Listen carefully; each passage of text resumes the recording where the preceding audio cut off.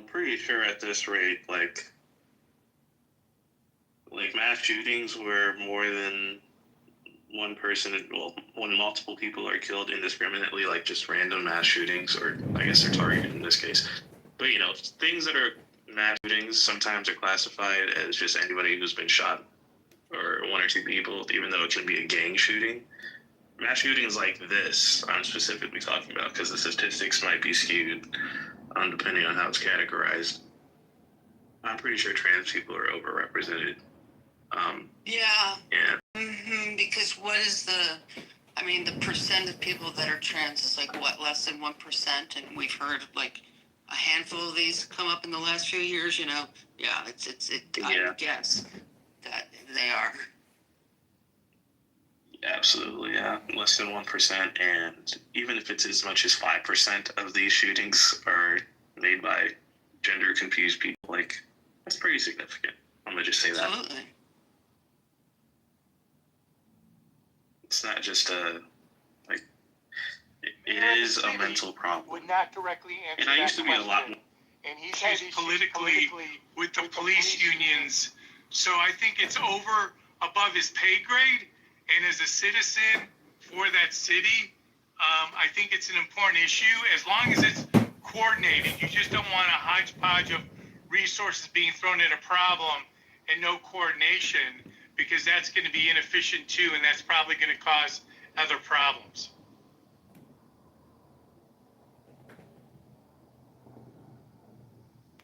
There's the microphone. I knew it was there somewhere. Yes, he tends to obfuscate when he's asked direct questions. Many politicians do, but I note with a degree of frustration that his relationship with reporters who ask probing questions is not particularly a good one, and I have noticed that he has been ducking tough questions like that, even if they're asked respectfully. It's okay to ask tough questions. Should ask them respectfully, in my opinion. At least that's the way I operate. But that doesn't mean you ought not to ask the question because you're trying to be respectful and you're afraid to ask tough questions. And that's an important question for the people of Chicago. Give me 2 seconds. Here's another thing that comes to mind. These National Guards members are being conscripted into the police service.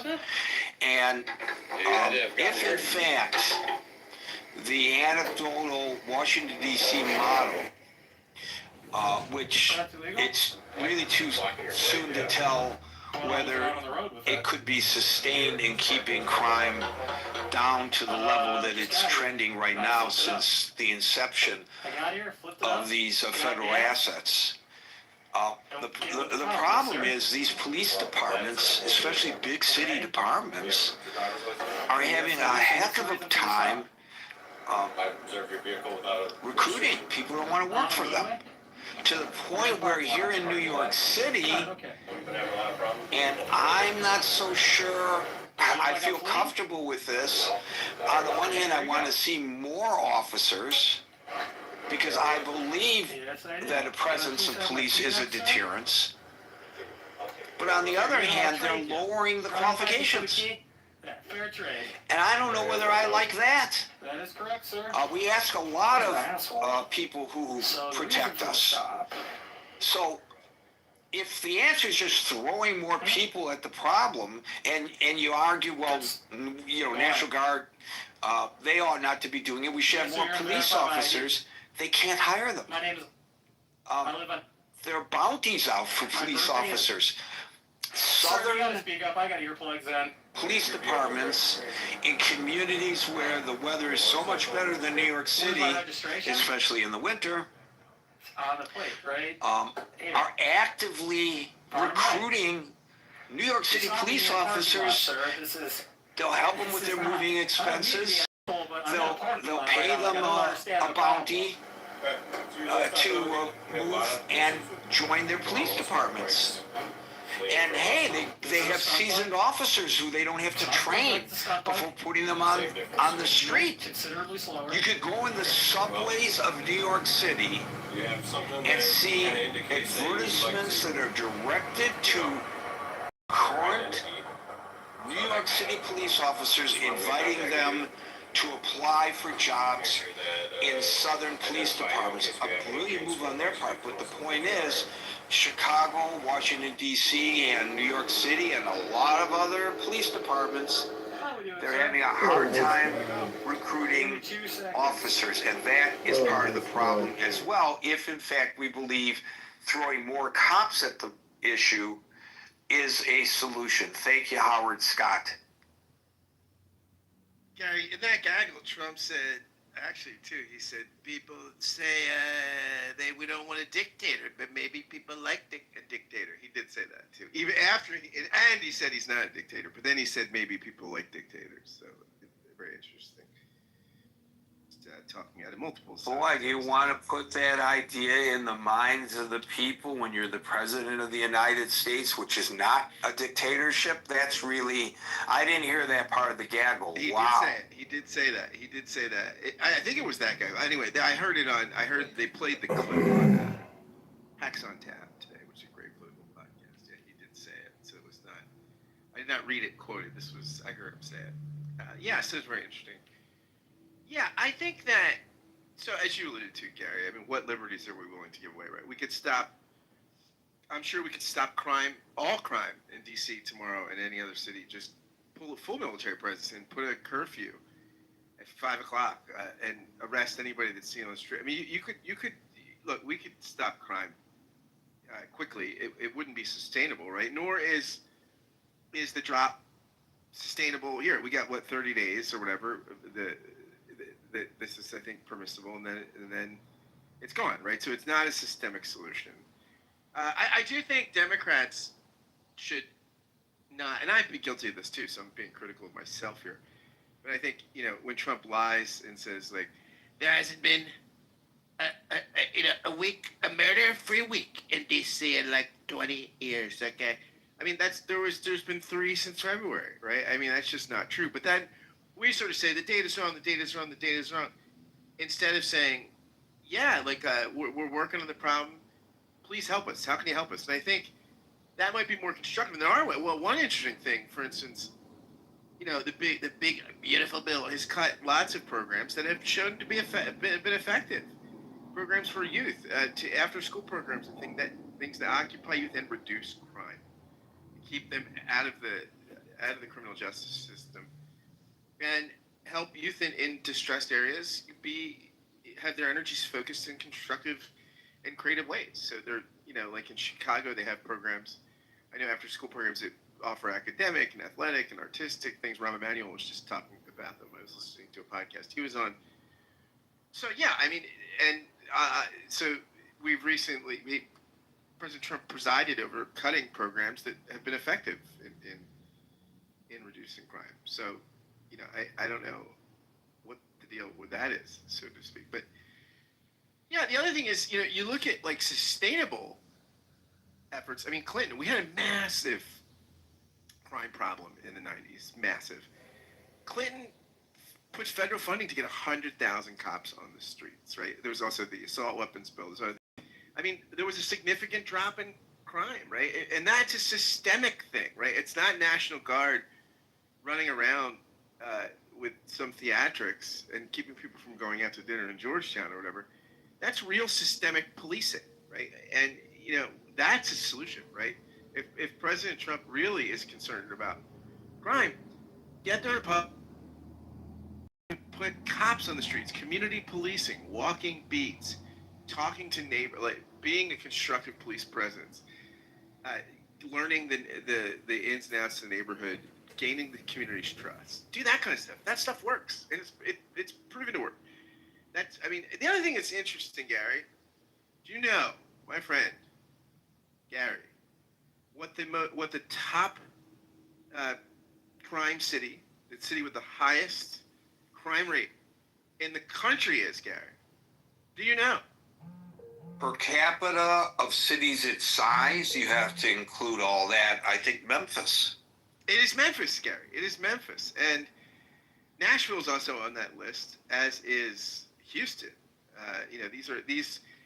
These cities all have higher crime rates in D.C. Why aren't we putting the National Guard there? What's the difference, right? These are in red states, right? So this is not just theatrics; it's also political. I think there's racial undertones as well. But there's, these, when he talks about L.A., New York, Chicago, they aren't the top crime cities. Memphis, Nashville, and Houston all have higher crime rates. Why is he talking about those? Because they're red states. Right? Now, I'm not saying there aren't blue state cities too. If you look on the top 10 list, DC is number 10. The crime rate's going down, but still too high. But again, you could do things that are actually systemic to help that, not just do theatrics and have National Guard on the street for a couple weeks. So, I mean, yeah, I think crime is on the decline. In some cities, it is out of control. Right?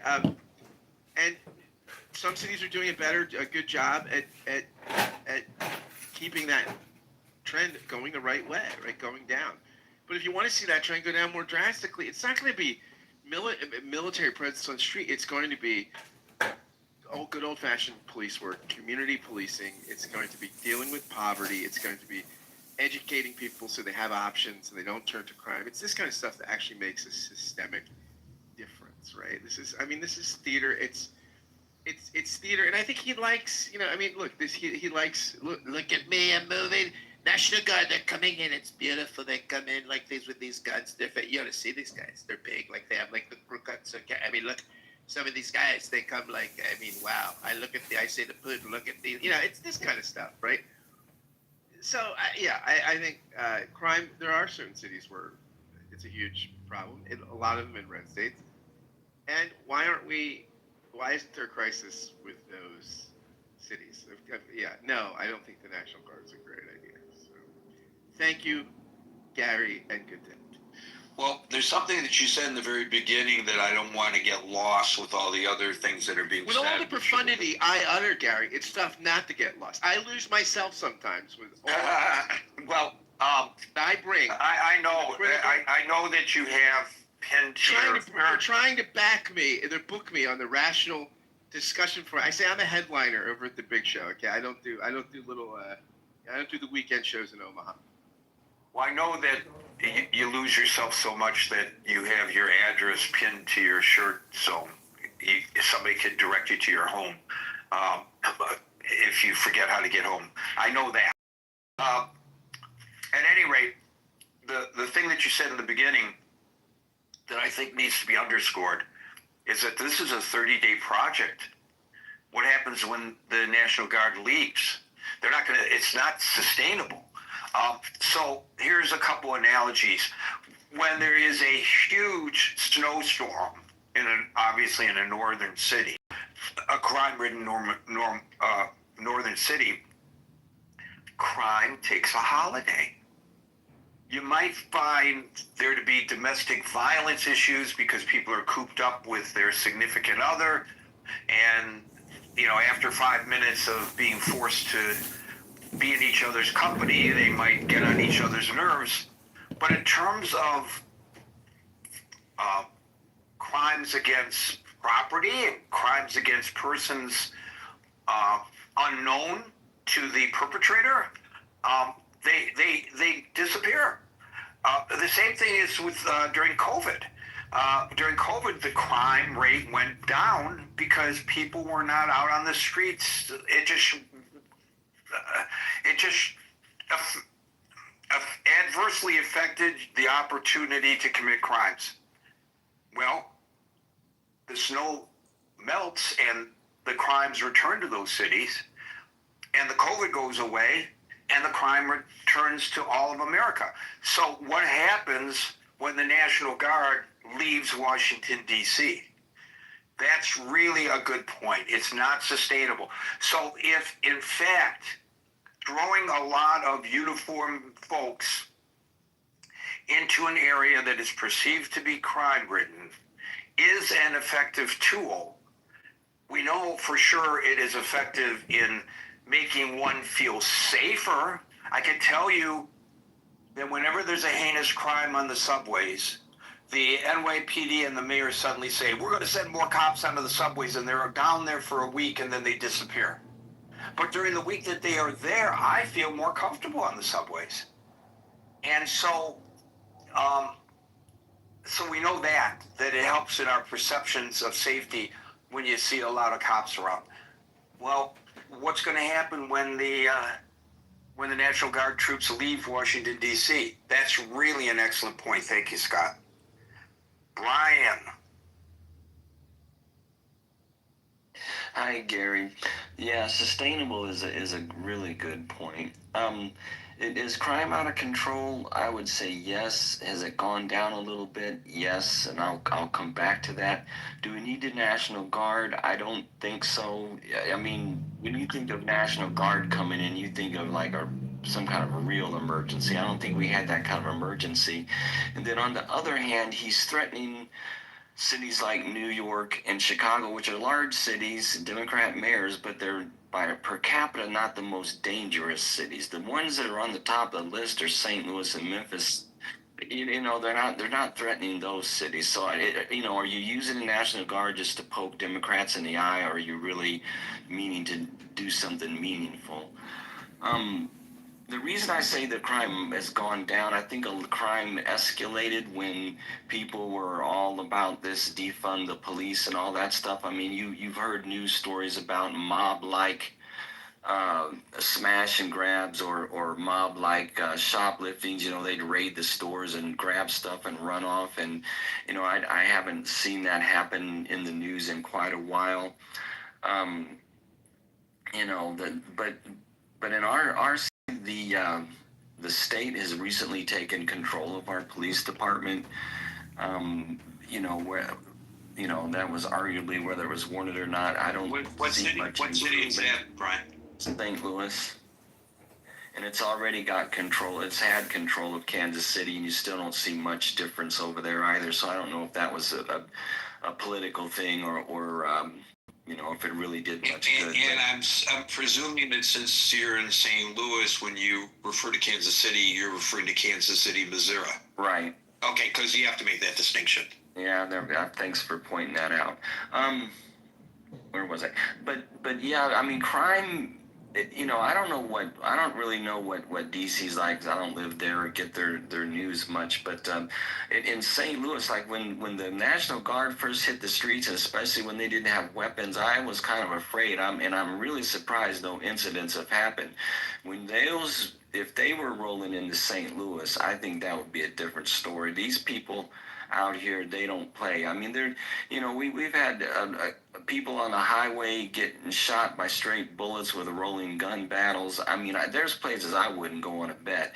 I mean, that kind of thing makes you think that crime is out of control. And I put in the chat when I was talking about, just earlier this year, these people with these little sports cars and stuff. I mean, they took over and blocked off a whole neighborhood and was doing, like the donuts and the stunts and all of that. And it took the police a long time to ever get that, cleared out. And if they would have taken the initiative to call in backup from the state patrol or something. But, I don't know if they don't know how to deal with these things or if they're afraid to, trigger backlash or what the deal is. But, but crime is out of control. How would you feel that bold to do something like that? We've had, hordes of people on the motorcycles taking over parts of downtown, the streets. I mean, but really the gun violence is really bad. But I mean, so the perception that crime is bad it is, and I don't know if the National Guard, like you said, it's not sustainable. I think it would help. But when people are driving down the highway and you see a car, the police car on the side of the road or shooting radar, what do people do? And you're not going to about to carjack somebody if you see the policeman on the corner. It's been proven that uniforms on the streets do help. And I think if they took that money and helped these cities get more policemen, and to be honest with you, our cities, like you were talking about in New York, they got very small recruits, very small classes. I mean, nobody, especially when I know that there's been some really bad stories about police brutality and things like that, but you can't throw out everybody over one over a bad cop. You can't throw out the majority. And I think the cameras might help, but we need the police out there, and we need to support them. But honestly, I think with the police being afraid to do their job and the city being so violent, it's very difficult to have recruits. So maybe temporarily you do need the extra manpower,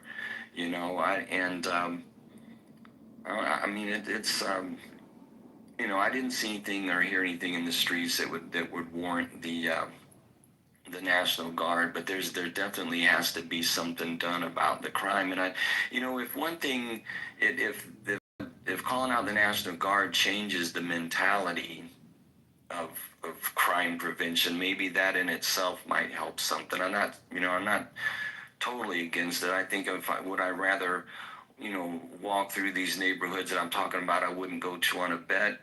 Would I do it now, or would I be more willing to do it if the National Guard was there? I can see pros and cons both ways, but I do believe that something more needs to be done about crime in certain cities, and ours being one, and Memphis is also at the top of the list, cities like that. But thanks, Gary. You know how to stop the street takeovers of the drag racers and the people doing wheelies in the middle of intersections? How's that? Give each cop a fire hydrant wrench. I'm not kidding you. I knew a cop in Detroit. He was a traffic cop. He worked alone. He got a call that they're drag racing along the I-75 service drive, and I would ride with him. And we would pull up. He'd pop his trunk. He'd pull out the wrench, and he'd open up the fire hydrant. And there would be hundreds of people out there. And it was just him against hundreds of people, and they all went, "Oh man!" And they moved to another location, sometimes in a different precinct, and we would follow them and open up the fire hydrants there. That's how you do it. Interesting, huh? Do you know, is there networking between the police departments where they share some of these techniques and things? I mean, that could help as well. Supposedly there is, but there's a lot of breakdown because of competition between departments. It's sometimes not dissimilar to what we saw before 9/11, when the FBI wasn't talking to the CIA, wasn't talking to the DEI, wasn't talking to this one, wasn't talking to that one. And if you pool your resources and information and you're not competitive but cooperative, and it doesn't matter to you who solves the crime or prevents the crime, or who gets the credit and who doesn't get the credit, and that's a real tough hill to climb. But if you can accomplish that, you could get a lot more done. When I was a reporter in Jackson, Michigan, at the Jackson Citizen Patriot, I was on the public safety beat, and that meant every morning going to the Jackson City Police Station, then to the Michigan State Police Post, and then to the Jackson County Sheriff's Department, and go over the reports, looking for stories to put in that day's newspaper, the crime blotter stuff. It was really grunt work. It wasn't real good reporting or anything. However, in so doing, I noticed a crime pattern that the law enforcement was totally unaware of, because it depended on which police department responded to it, and they just didn't, any one of the individual police departments, see enough of it to recognize a pattern. I recognized the pattern. So when I would go to the sheriff's department, the undersheriff really hated the news media. He would come in early in the morning just to meet me and sit there and scowl at me when I went over the reports. So who did I decide to give my revelation to? Not to the city cops who were nice to me, not to the state troops who, by the way, in Michigan, they bend over backwards, the Michigan State Police, to cooperate with the news media, and that gives the impression that they're a terrific police department. It's just psychological. It works perfectly well because reporters are human beings too, and they want to be treated nice. If you're not treated nice, You bristle and you look for things. Just human nature. So it works. But this guy was a real jerk. So what I did is I said to him, Sheriff, oh my God, guess what's been going on? And I pointed out, and his eyes opened wide. And they formed a task force, and they busted the guys. And you know, they had their news conference. I didn't get credit for it. I didn't want credit for it. I was just happy to point it out to him. And from that point on, he was so much nicer to me. He even gave me coffee when I came in the morning. So, yeah. I'm sorry, Gary. Yeah. I just wanted to ask Brian a question, because I know it's over 10 years ago now, but is there a perception in your area that things have improved, for example, with the issues that were involved with Ferguson? Because obviously, because of that immediate need, the National Guard was called in. But do you believe that area is safer now than it had been? I'm not really in that area, but I don't hear too many stories about crime in that area. So I would say, based on the little bit I know, that it's probably safer now. That's not really one of the places that makes the news a lot. So it's interesting, Howard, you should mention Ferguson. And I just want to say anecdotally again, during those disturbances in Ferguson, people were saying, look at it, they're burning down their own neighborhood. They're tearing up their own neighborhood. And I'm looking at the remote video coming into the newsroom, and I'm looking at the people tearing up the streets, and I said, I know this guy. I know that guy. They were professional protesters and agitators. I saw them on the streets of Detroit when I was a reporter there. I bumped into some of them during the George Floyd protests here in New York City. Hey, Gary, you know, they didn't care that I recognized it was somebody that I knew from Detroit. They were professional agitators causing the problems in Ferguson. So I asked one of our reporters on the ground, check the arrest reports tomorrow and see how many people actually live in Ferguson who are arrested. And I don't remember the exact numbers, but the vast majority of them were not just not Ferguson residents. A lot of them were St. Louis as well.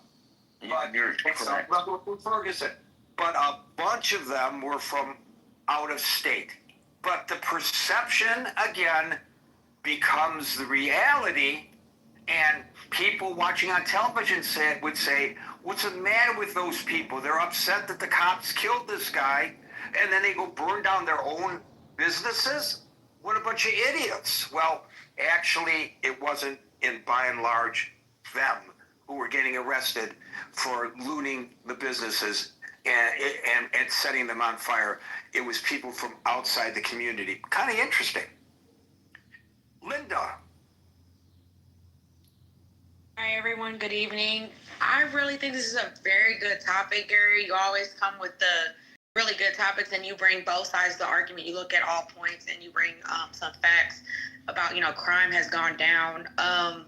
I'm really not sure how I feel about the National Guard being out in D.C. I live in Cincinnati. We did have a problem with, gun crime and violent crime. We had some problems with downtown. And then I live in Cincinnati, but I'm from Dayton, Ohio. We had a lot of issues with crime downtown, rioting, fights, and the donuts in the middle of the street. So the police brought a heavy presence to, stop that. So it is a fact when, you have uniformed people out walking the streets, that their presence does something, people tend to avoid committing crimes. On the other hand, like you said, if I'm seeing the National Guard all outside and a bunch of police, I'm kind of more afraid to kind of go out. I'm a little bit nervous. Not saying I would commit a crime or anything crazy. It just to see that, to see all these guards or National Guard, to see police and the military, it would kind of make me just a little afraid. That's just me personally. I'm like, what's going on? Maybe I should stay inside. That's just how I am personally. That would be my initial reaction. So I am a little bit worried too about like if you're walking by, like would there be like stop and frisk? You know, would people get harassed by the police? Would there be like over policing? That I don't know. So it's just a whole interesting thing to see like how this plays out.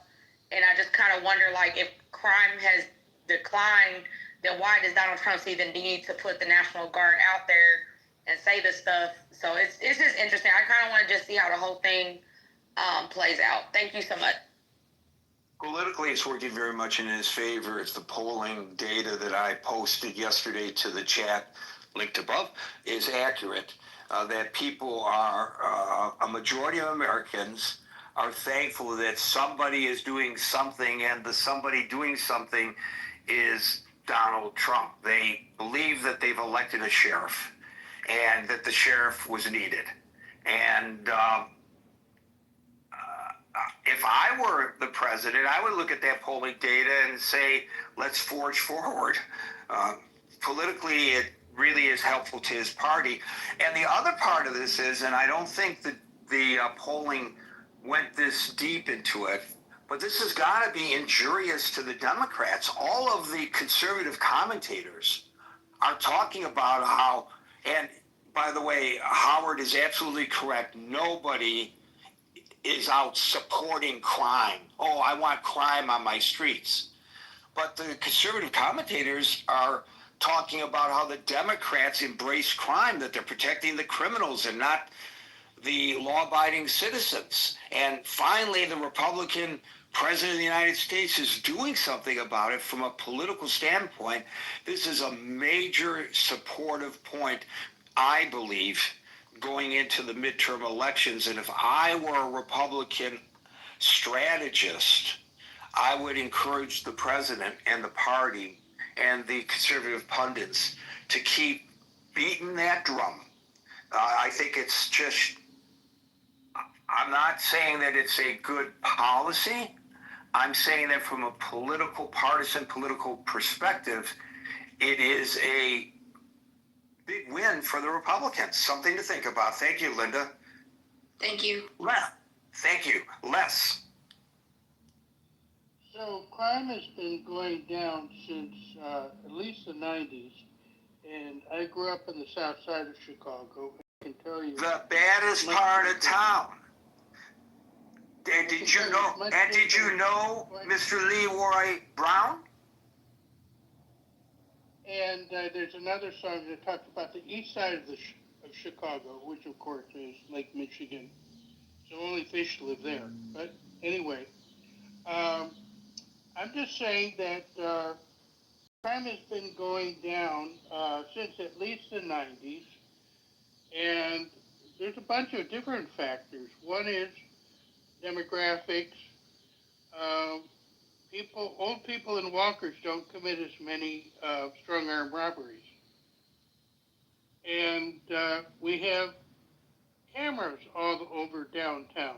So, you know, people behave better when they're being watched, or they believe they could be watched. And people don't carry around as much money. And there was a blip where that turned around at the time of the things like the George Floyd riots and stuff, or whatever, where people were saying and if police don't feel like you have their backs, they have to make these fraction of a second decisions, and they want to have the feeling that the civilians are behind them. Otherwise, nobody wants that job. And that's, I believe, why they're having trouble getting people. Now, they should be getting people locally. I guess they're having some trouble with that. But just to, as you said, Gary, just to temporarily bring in someone for 30 minutes won't have a long-term effect on crime. And, you've got to do something permanent to have a permanent effect. And we don't also want people, National Guards that aren't particularly trained for the job. We're not a South American banana republic or Iran. We want to have a local police that is accountable to the voters.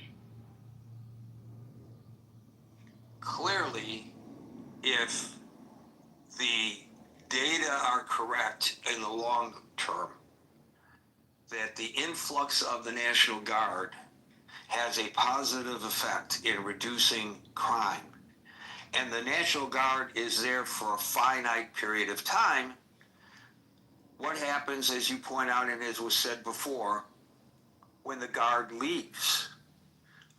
So if you're calling the National Guard in because you have an immediate emergency, like there's flooding and people need to be rescued from the rooftops of their homes, you bring them in for that emergency, and then when the emergency subsides, you thank them profusely and you send them back home.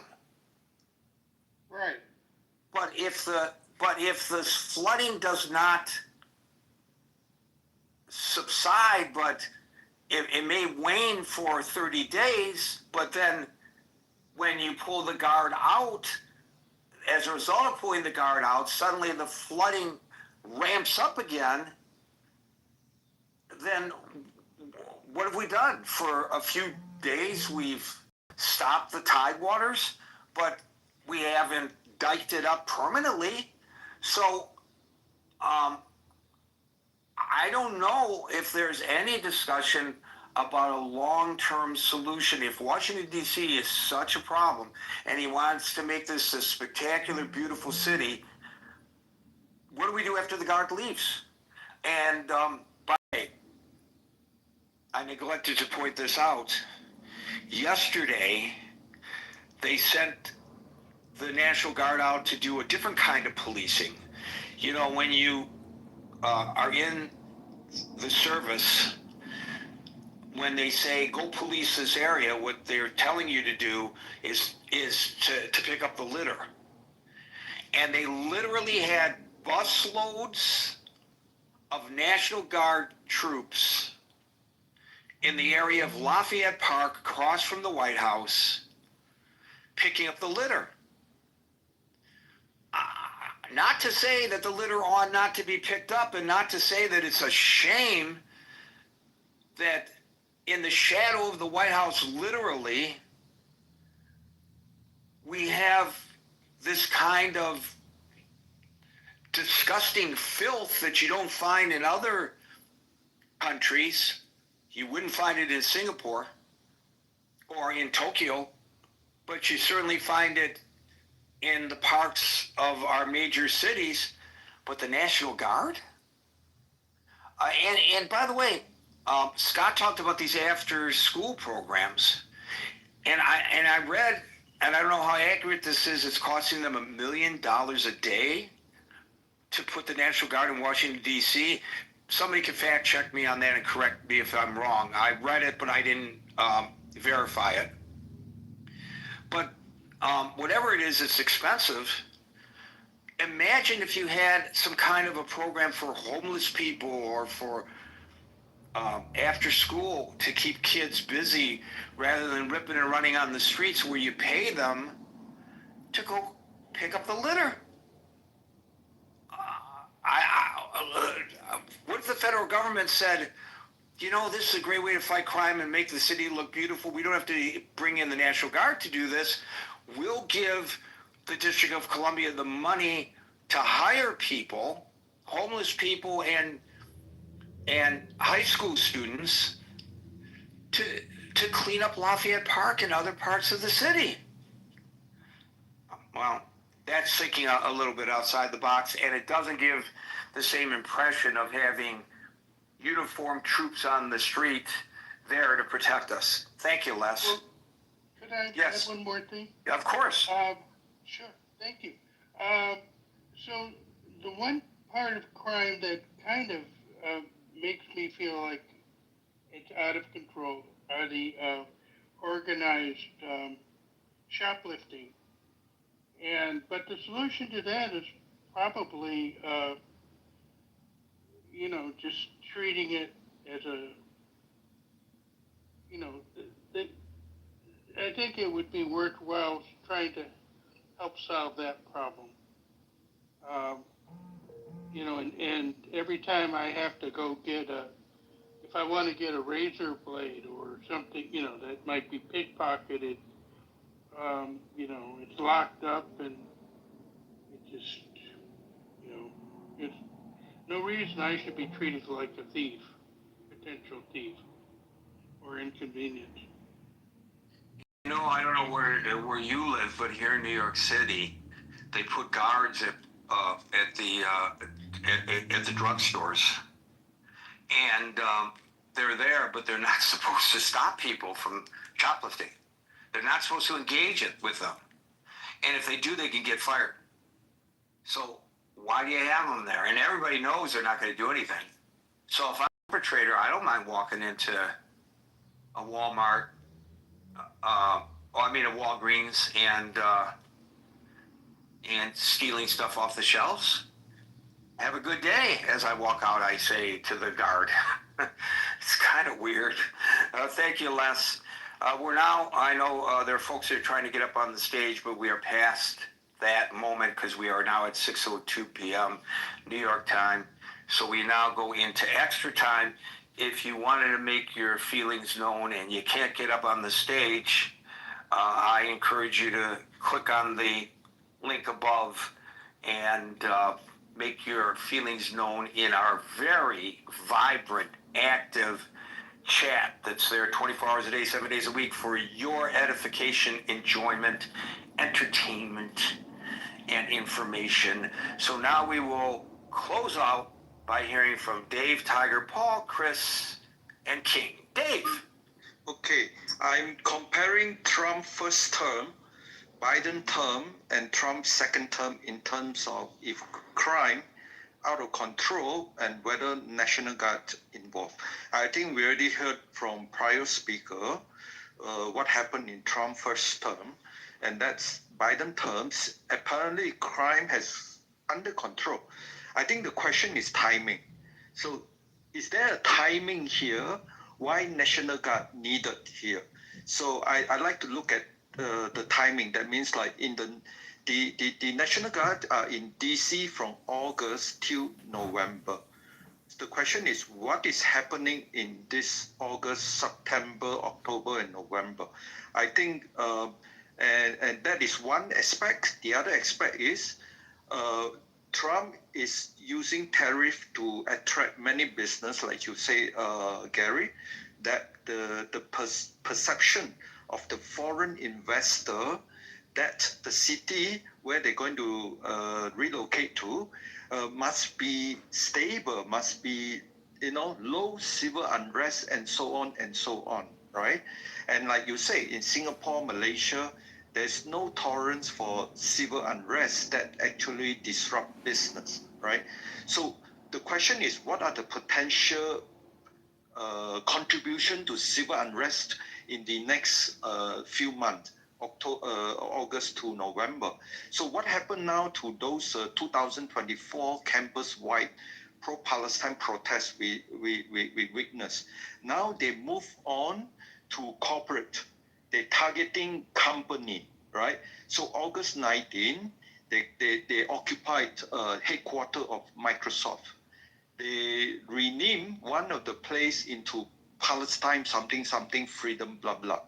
And that kind of image is exactly what you do not want foreign investor coming to US relocating their company. And so the Microsoft is just one of the example, right? So the question is, in the coming months, the future of Palestine in Gaza will be decided. It is likely that two-state solution is that date. So what is going to happen to all those energy built out from 2024 in campus and 2025 moving to corporate, public institution and so on?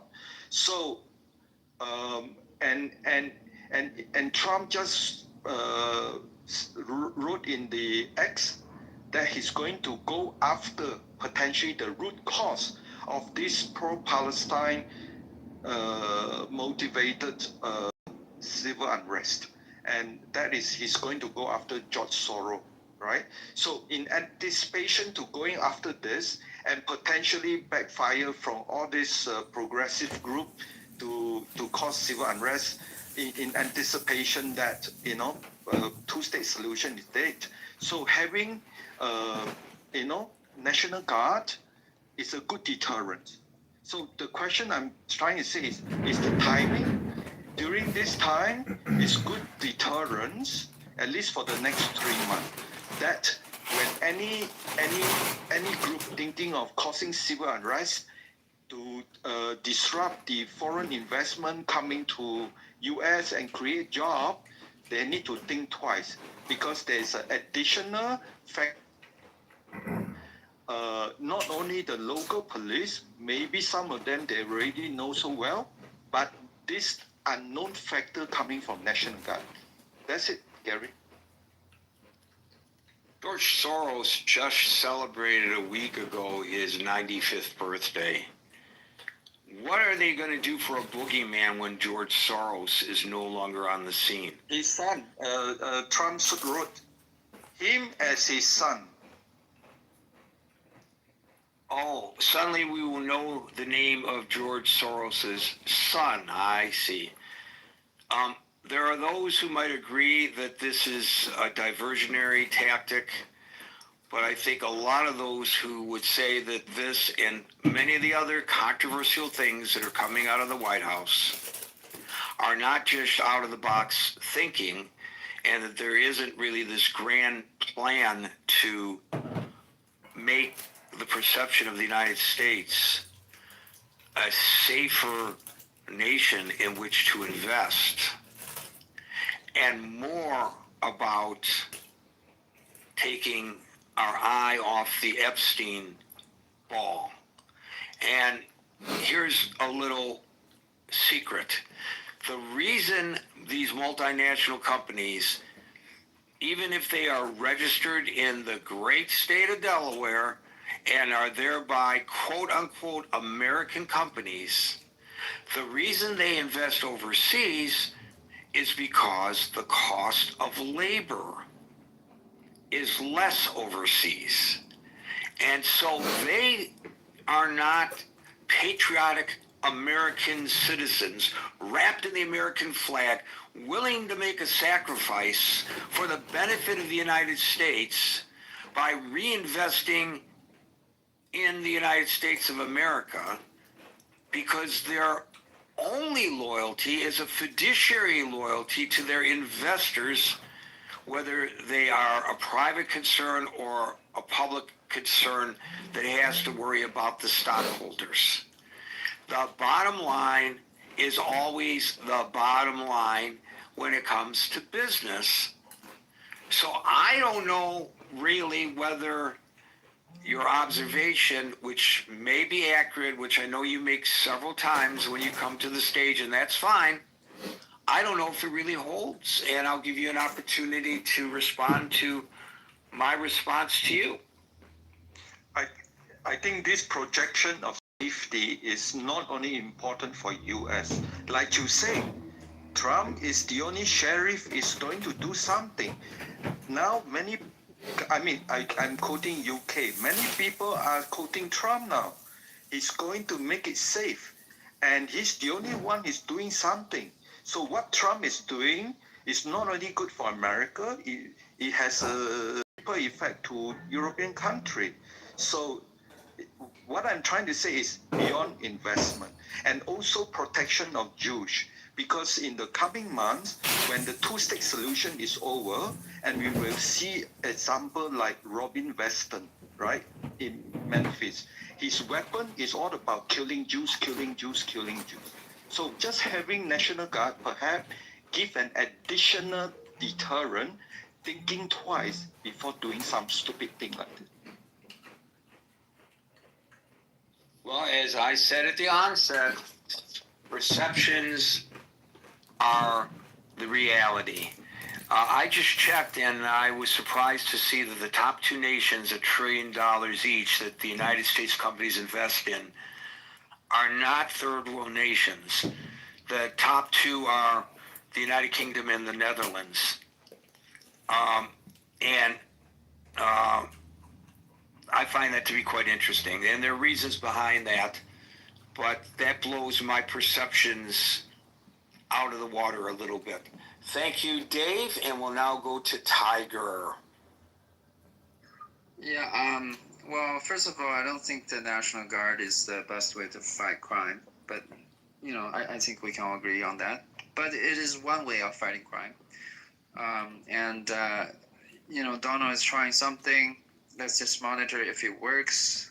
We can have the same discussion in a couple of months to see if that was, in any way beneficial. But I guess what I really want to say is, why would Americans only talk about this when Donald Trump is doing this? And why would many Americans would only talk about crime as a way to bash Trump? I find that baffling. I think the crime rate has always been a problem.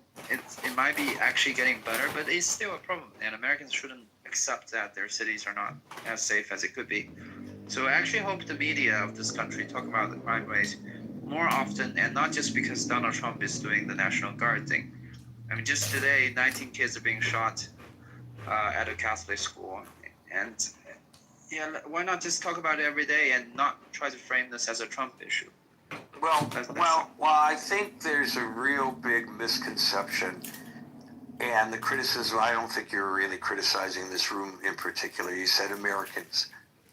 But there's a perception that when I pick among several people who have articulated this to me, that when I pick these topics, I'm picking the topics for the express purpose of bashing the President of the United States. Because they come in here and they hear so many people being critical of the president. But as you know, Tiger, because if I did screen, you might not make it onto the stage to begin with, right? I don't screen the callers. I have no idea who's going to come into the room at any given day, who in the room is going to raise their hand and come up onto the stage. I do not deny anybody, including known trollers, from coming up onto the stage. I allow them to come up onto the stage. People send me back channel messages. Why did you let her on the stage? She's a comedian and she's just trying to do her stand-up.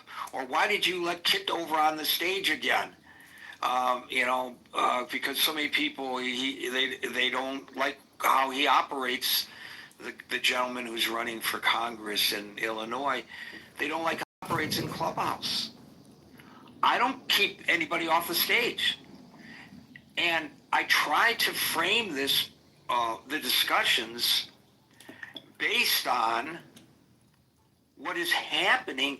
The driving force for these discussions is not Gary. The driving force for the discussions is Trump. He's the president. He is enacting certain policies, making certain pronouncements, issuing executive orders, meeting with certain world leaders, and making commentary before, sometimes during, and after his meetings with the foreign leaders. All this is newsworthy. He's the president of the United States. Hey, Gary, It's so interesting. Let me finish. Yeah, I let you go without interrupting you. Well, not all. So, today, did I interrupt you? No. I'm just okay, saying. So don't be rude. So,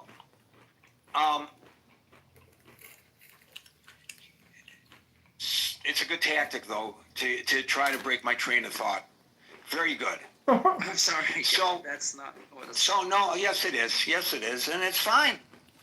So, if you notice, if you were here in the beginning, as a previous caller so graciously pointed out, and I'm so happy she recognizes this, one of the reasons my opening remarks are as long as they are is because I'm trying, in setting the discussion, to balance it out as much as possible. We're trying to be critical thinkers here. So I pointed out some of the potential pitfalls of today's topic and some of the potential positive aspects of today's topic. And then people come up to the stage.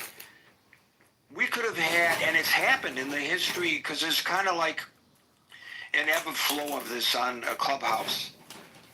Alan, who's been with me from the very beginning and before, when we were on Pal Talk before coming to Clubhouse, could tell you,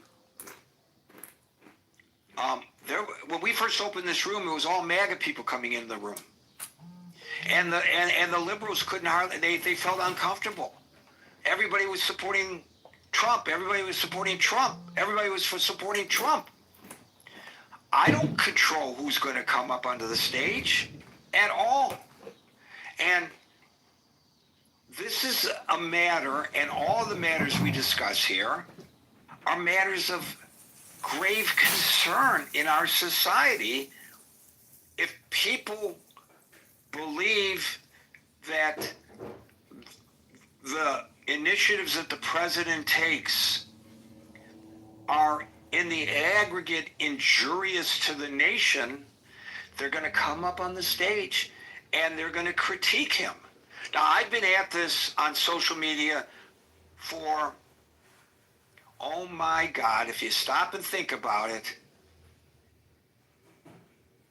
25 years I've been doing this. 25 years. Is that right? Have I been doing this 25 years, Alan? Has it been that long? Not obviously on Clubhouse. Clubhouse hadn't been even conceived. And I've heard from all kinds of people, all points of view, and I can tell you that both on Clubhouse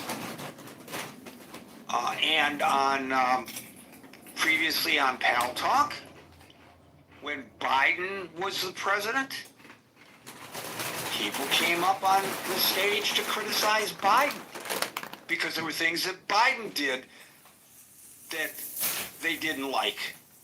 And he was criticized for his perceived mental incapacities. Fairly or unfairly, people came up on the stage and they criticized Biden because he's the president of the United States. And the same thing when Obama was president. I just say this to suggest that unlike in, say, I don't know, what other country could I think of? China. In the United States, you can actually criticize your dear leader. In China, you cannot, because you're going to get in trouble in China if you do. That's not always true. That's why certain social media is brought down if people criticize. That's why people in China are tracked using their smartphones. And if they associate with people who are known to be dissenters, then they lose their right to transportation. We don't do that in the United States. In the United States, do. But second of all, that doesn't happen. No, we don't. And yet, secondly, it does. It's documented. You can deny it all you want. It happens in China. In our country, it is actually patriotic to criticize your government. That's why we have a First Amendment. It's patriotic. Its entirety. Well, you know what? Then I purposely hijacked your point to misrepresent it. Exactly. I know you're going to say that. No, but don't come on here. Don't come on here and criticize. Don't come on here and criticize people because they are exercising. Not me. Don't be an alligator. Open your ears. Don't come on here and criticize people for expressing their criticism of the President of the United States. Perhaps your frame of reference with regard to that is different than those who grew up in the United States of America. Yeah, let me respond a little bit if you could. So I guess a few days ago, Anson opened a room, and the title of room is "Who's Responsible for the Chaos in America?" And the four options are the Democrats, the Republicans, the people, and the media. I guess if I'm criticizing anybody, it's the media. And you're right. Wait a minute. Are you saying that there was another room that did this, or are you saying that that's what we did in this room? No, it was Anson's room. Anson's room. Oh, I don't care about other rooms. We're way off topic. No, the point I is don't this. care anything about other rooms, and I don't care about your criticism of the media. The media is not a monolithic group, for God's sakes, and you know that. The media, the media, the media, the media. There's no such thing as, it's like the internet says that the internet is so happy about Tay-Tay and Kelsey getting engaged. No, the internet is not a person. The media is not a person. The media are varying groups of news organizations. So if you say the media, that's all inclusive. So all I have to do is find one example contrary to whatever argument you were about to make. But once again, Tiger, I allowed you on the stage knowing that 9 times out of 10, you're going to try to change the subject to one that you want to propagandize. And once again, you tried, but failed. Try again tomorrow. Paul, Chris, and King. Paul. Good evening, sir. It's 11:22 in the evening here in the UK, so I've stayed up late, especially Gary. All of that just to hear And Scott's we view. appreciate you for doing so, because you are a terrific contributor, Paul. Thank you very much. And all of that just to hear Scott's poor impression of the president as well. Maybe that should be against the law. Anyway. A couple of points I wanted to address. I'll keep it brief because it is getting late for both you and me. One, statistics in terms of crime statistics. I think statistics are manipulated around the world about crime statistics because realistically, what we should all be heading for, in my humble opinion, Gary, is we should be looking at the country that can achieve the lowest crime rate, and that should be the statistic against which we all compare. Because ultimately, as you said earlier on, and someone else said in the room, I don't know anybody that actually supports crime. Maybe there are people in this room that support crime, but or maybe crime supports them. But I think most people don't support crime, so therefore we should look at the best statistic in the world, and we should say, how do we get to that or beyond that for our individual countries? So I think all the statistics. Iceland, according to the Global Peace Index, the most peaceful.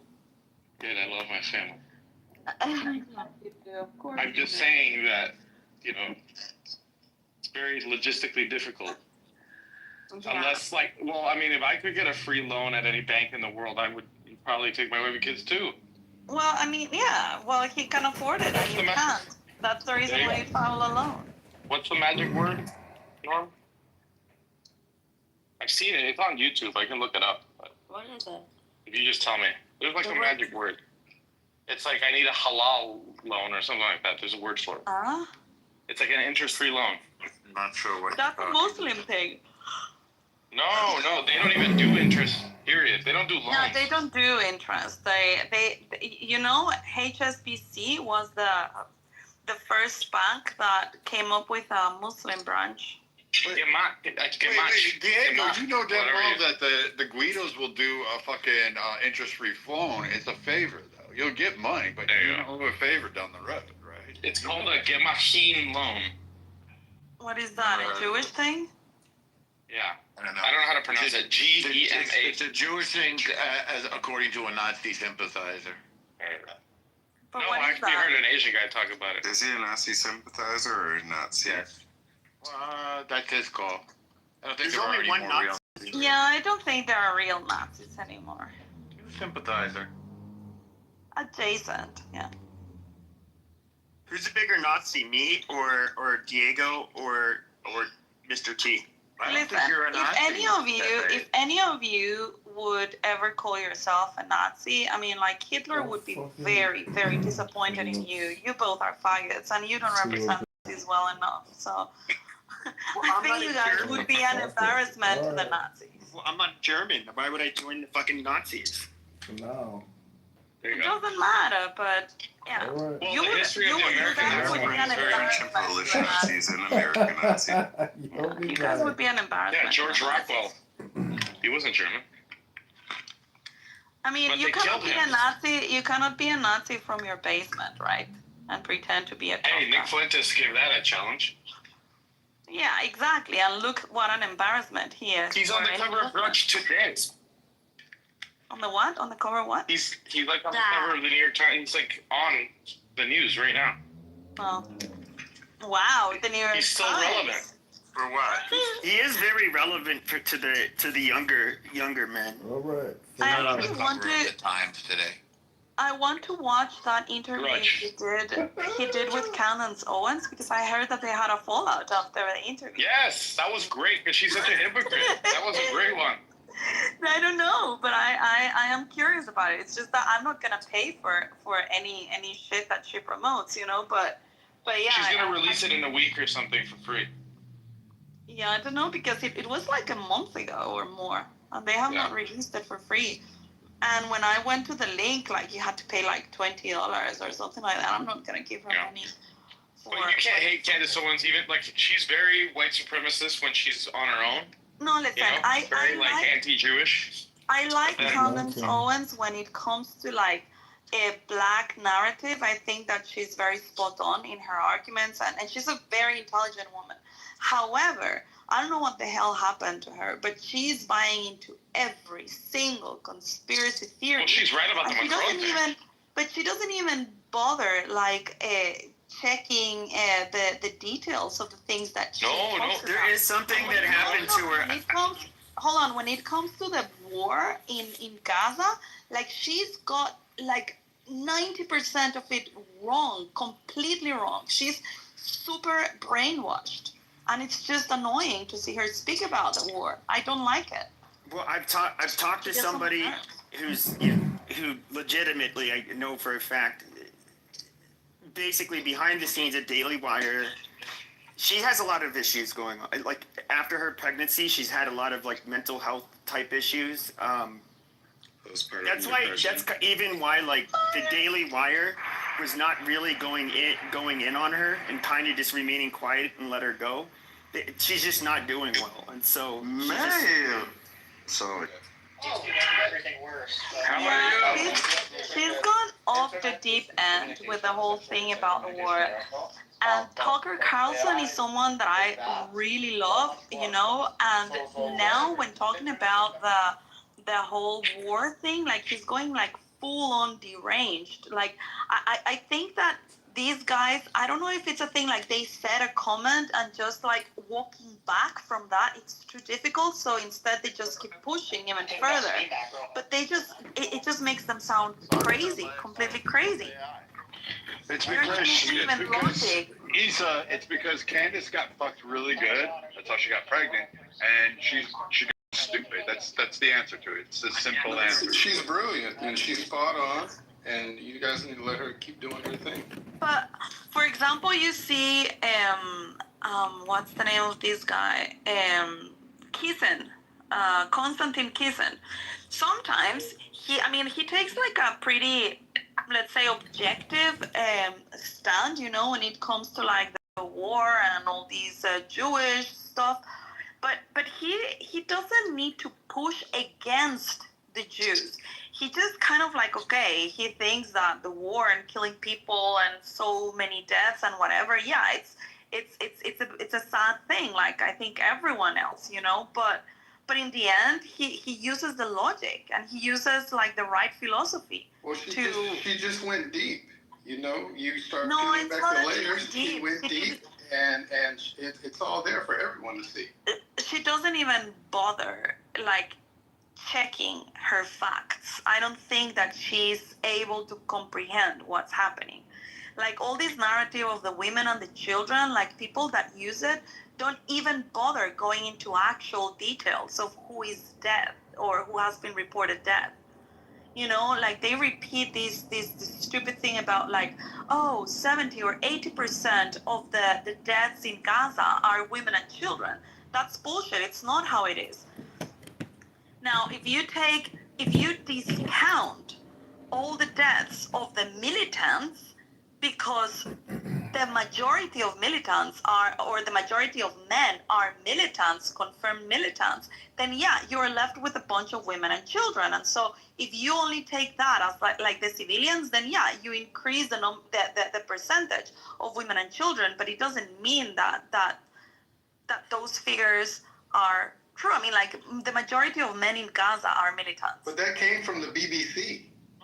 Yeah, of course, but do you understand what I'm saying? No, I don't understand what you're saying. This is the BBC. If you have 50,000 deaths and 80% of the men in Gaza are militants, and then I mean, based on that, like, I don't know, like probably 30,000 of or 30,000 account for militants, then you're left with only 20,000. Those 20,000 will not have any men because men are not civilians. Men are militants. So of course, if you take away the men from the civilians, you're left with only children Not all and women. of those men were militants. Come on, stop it. Well, the vast majority of men in Gaza are militants. Where's your sources? UN.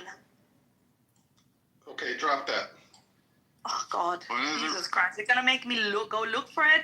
Just go look for that. Guys, she doesn't have any. The United Nations people that get killed in Gaza on a regular basis, yeah, they have the numbers. One day you guys love the UN, and the next day, they have the absolute loves the UN. One day you hate the UN, and then the next day it's the absolute truth. Stop it. So No, I don't know the UN, but This is amazing. Even I am the UN, directing to the figures that are published by the UN. Issa, can I address this? Yeah, but Mayor just came back to the air. Great word. Oh, he was off? He was off? He got kicked out. I don't know. Yeah, Mayor, follow me back. Oh, no, I Mayor. wasn't kicked off. I'm just busy. I'm gonna be You were busy. No, it didn't happen. He wasn't kicked out yet. He has a real life. Oh. Wait, where are I you? don't know. I've been off. I've been 28 days off, Meyer, so I don't know if you were around. What's you doing, Sam? Okay, there you are. It was almost like nothing changed at all while you were gone. Guys are talking about the news. It's horrible. No, I haven't been in rooms like this for a long time because you deal with retards that say things like, but it was in the BBC, so they can lie. The BBC lied too. And then when you tell them even the About UN, 9/11, like, as a matter of fact. you hate the UN. So when you're dealing with that level of low... You want me to believe some random quack on Clubhouse? Come on. Hang on, I am explaining you the She painfully explained to you why the numbers are manipulated, and your response was, well, the BBC also manipulated. No, I said post their that's the source, level of and she says, you're going to make me go post my source? No, she said UN, and you're not going to accept my blabber? No, she said UN, and you're like, you like UN? Not Where's like the UN. source? Where's the source? Even the UN, Yeah, where's the lies on source? the regular. Where's the source? Never mind. You go ahead and believe what you want to believe. If you're that retarded, stay retarded. Where's the source? Aww.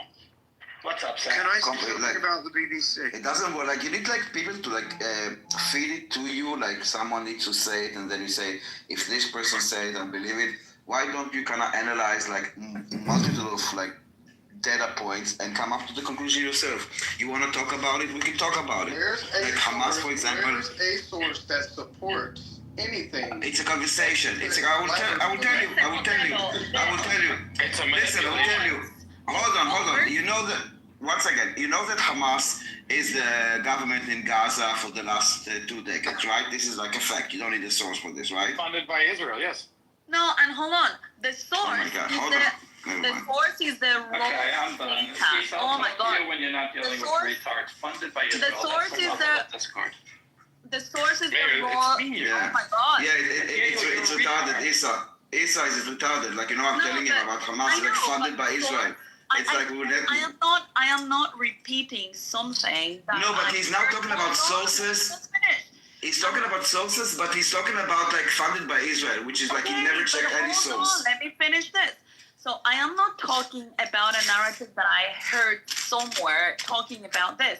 I looked at the UN raw numbers that they were claiming, and then when you see the amount of men, the amount of militants, the amount of women, the amount of children, you just need to see the data. And yes, when they talk about 70-80% of women and children, what it does is because they took away the men from the civilians, because most of the men are militants, then yeah, you're left with no men civilians.